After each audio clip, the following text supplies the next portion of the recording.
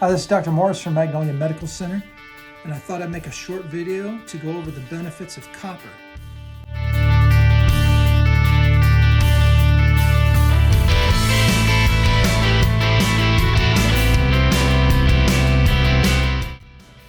Okay, I thought I'd make a short video on the benefits of copper. All right, so copper, we're not talking about the wiring in your walls or the copper pipes that get water to your house and your faucet and whatnot. Obviously, there's benefit to that. But the benefits of copper nutritionally, this mineral that our body needs. Okay, so how do you know if you need copper? All right, so one of the things, and one of the reasons I wanted to do this video is because aneurysms, okay, the idea that your blood vessels are lacking the strength that they need in order for them not to bulge out, right? So an aneurysm could lead to a stroke. You can have an aneurysm in your aorta.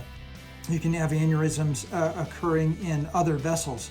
And copper helps the integrity of your blood vessels.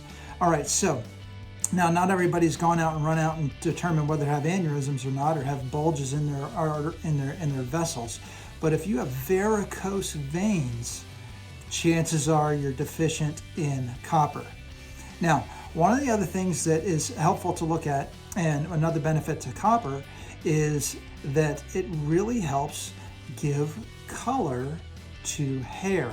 So if you have gray hair, right now I got a little bit of gray in my beard and stuff, but if you have gray and white hair, oftentimes it's because there's lacking copper in your diet and your body, because copper is needed to give color to your hair.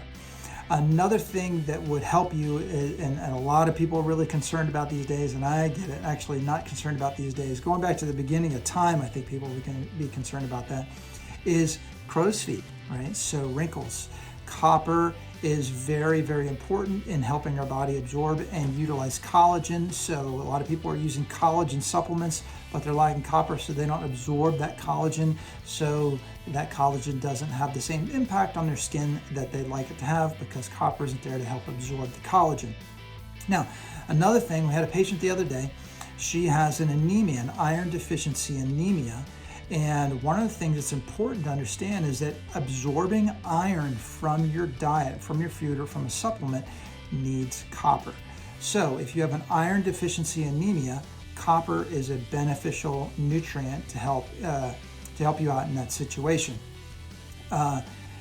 Also, just on the anemia situation, an anemia can also be, if you have an iron deficiency anemia, vitamin C can also help you absorb that iron from your diet. So a lot of people are taking an iron supplement, but it's not really changing their iron values and their blood level values.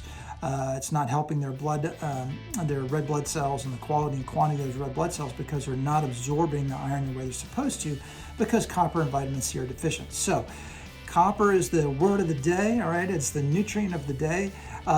This video is not meant to constitute a doctor-patient relationship here. I'm not, by you looking at this on social media, does not constitute that I've given you medical advice. I wish I could over the internet, but I can't. So just also make sure you can also get too much copper. So please, if you thought about, oh my gosh, I've got white hair, don't go start gnawing on copper pipes in Home Depot, okay? Or chewing up copper wires that are in the walls, like in order to help you avoid the wrinkles and the white hair. But copper is very helpful. I thought you might like this tip. Stay tuned for other ones.